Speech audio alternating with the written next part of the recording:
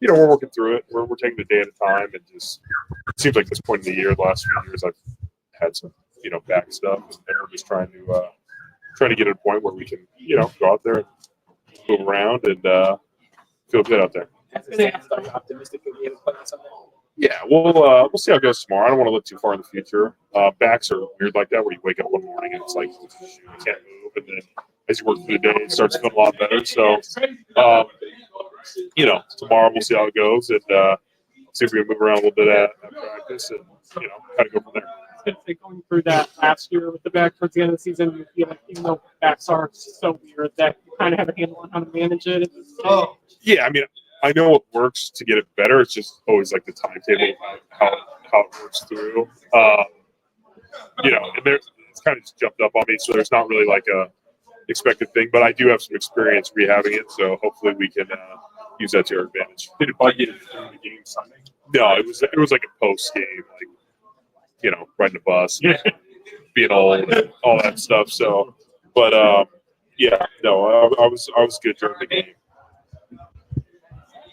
Joe, I think after the game you're talking about, it's hard for the run game to be better when you're throwing it as much as you guys have. Ken today said one of his goals is balance. Like, do you believe that you're kind of shifting toward more running? Yeah, I thought last game we did a better job mixing in some runs. You know what I mean? I mean, the Broncos game, what was working was passing the ball. So, like, I get it from both perspectives of, like, hey, what's the hot hand we're going to throw for 500 yards? Like, probably keep it going. We have a chance to win this game. And we got to make the run game work, too, to at least give us a chance to be like, yeah, call it again. We got 10 yards or 11 yards. So there's a mix and there's a balance. And I'm sure, like, if you win a game by a couple touchdowns, you're probably going to run the ball a little more. So when you look at the win-loss record, I'm sure that attributes to the, amount of passes. When you're trying to come back, you can't just run the ball up and down the field. So there's definitely balance. It's definitely work. I think we're figuring out what we like in the run game, and I thought we saw some positive signs against the Steelers. Did it feel like a difficult kind of philosophical shift at the beginning of the season because you had been the team that had relied so much on her? Yeah, in 2020, when Coach fans came in, it was such an emphasis on the run game, the play action pass, the boots off of the run game, that slowly, really since we've got this challenge here, they wanted to shift into more empty sets and more different looks and more, passing game looks. And so we've kind of made our way to that, I think, the last couple of years. But then you bring Coach Dorsey and his experience, in other offenses too, and you keep working that way. And I think they see, the stats and like, passing the ball, efficiency, all those, deep state stats that, that tell you how to win football games. They want to work towards that. So it's just a mix. And then Nick was coming off of injury, and we're trying to work that back in. So there's, I think, a lot of factors that come into it. But I think it's slowly been shifting that way since. How difficult is Chris Jones to block, and what makes him good? Yeah, he's dynamic. He's, since AD's retired, he's probably up there as, the best D tackle in football. He's big, he's strong, but what makes him different than other D tackles is he can turn the corner. He's shifty, he's athletic. If Jones set him, he's going to take the inside, and he lines up everywhere. He's not just in one position. He lines up left, right, defensive end. He'll stand up sometimes. Just a dynamic player. They've done a good job of blitzing away from him too. So, it's let's just slide to, Chris Jones. They're going to be like, all right, we'll bring Ford to the other side, and it makes it difficult to just key on what they're doing. But so a lot has happened with both franchises since you guys met in the playoffs like 4 years ago. At that time, did you feel like it's the beginning of a rivalry, or maybe this is a team that we're going to cross paths with in those seasons to come? I didn't think of rivalry. I thought we were close that game, and then we played in week 1, I think, the next year. And we were close again. And so I was like, oh, man, this could be, something that's brewing a little bit. Obviously, we went back to playoffs last year. We didn't meet up with them, and they've won Super Bowls. But we know they're the team to beat in the AFC, and that's a team that I think every team wants to beat and have a chance to win a Super Bowl. So we knew they were a big challenge.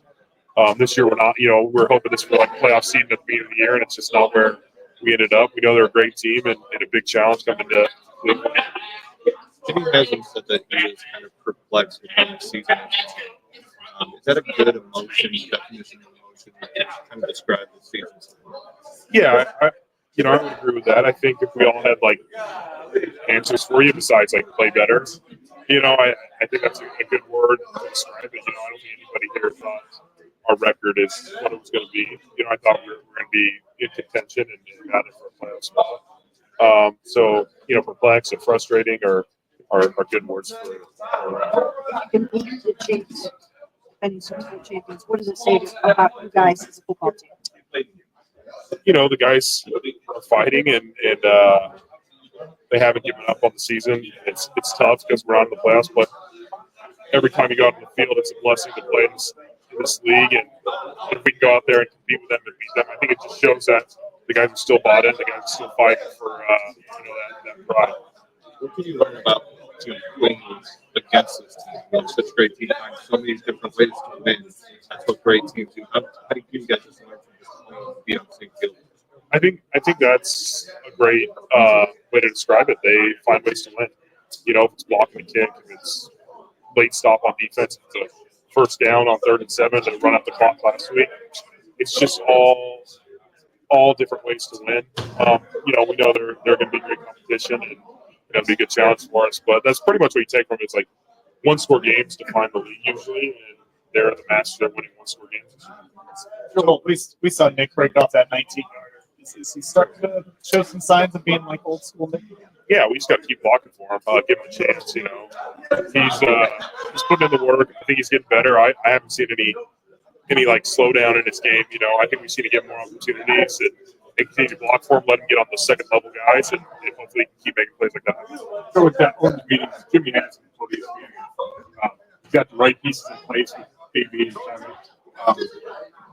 And I know you've been strong support Kevin, but are you glad to hear that? It looks like it's going to be some stability. Yeah, I think that's smart. I think you look at the teams that you obviously want to get the right people in the building, but good teams that have had sustained success and they build a culture and they have those staffs that they can draft players that fit their culture and their play style. Like you look at the Steelers, they've drafted the same type of D lineman for the last 50 years. So you know what I mean? Like you get guys that fit a system and do those things. And so I think keeping the right guys in charge is a smart thing.